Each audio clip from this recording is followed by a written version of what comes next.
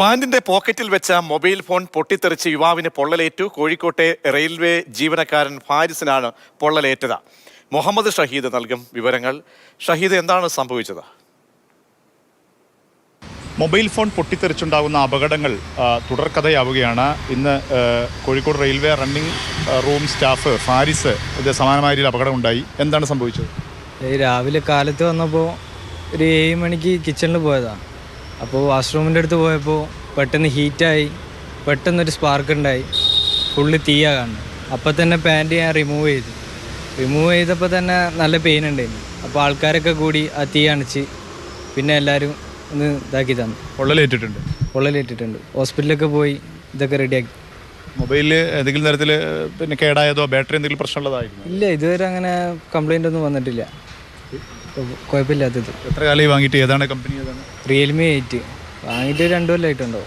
വേറെ ഇതും പ്രശ്നങ്ങളൊന്നും വന്നിട്ടില്ല.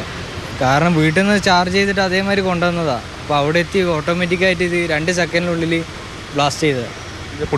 പൊട്ടിത്തെറിക്കുന്ന പോലെ ഫീൽ ചെയ്തോ? ഇല്ല, ജസ്റ്റ് ഒരു സ്പാർക്ക് മാതിരി ഒരു തീ പെട്ടെന്ന് ഉണ്ടായതാണ്. വേറെ ശബ്ദങ്ങളൊന്നും ഉണ്ടായിട്ടില്ല. ഇല്ല, അങ്ങനെയാണ് സംഭവിച്ചത്. പെട്ടെന്ന് തന്നെ ഡ്രസ്സ് മാറ്റിയതുകൊണ്ട് ഇല്ല, കുഴപ്പമില്ലാണ്ട് കഴിച്ചിലായി. അല്ലെങ്കിൽ ബാറ്ററീൻ്റെ ഉൾഭാഗമാണെങ്കിൽ നല്ല പൊള്ളലേറ്റുണ്ടാവും.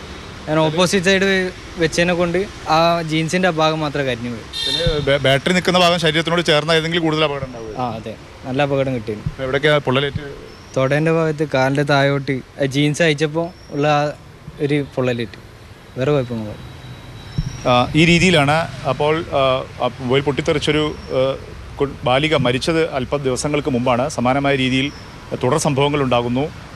എന്താണ് സംഭവിക്കുന്നതെന്ന് സംബന്ധിച്ച കൃത്യമായ പരിശോധനകളും അന്വേഷണങ്ങളൊക്കെ നടത്തേണ്ടതുണ്ട്.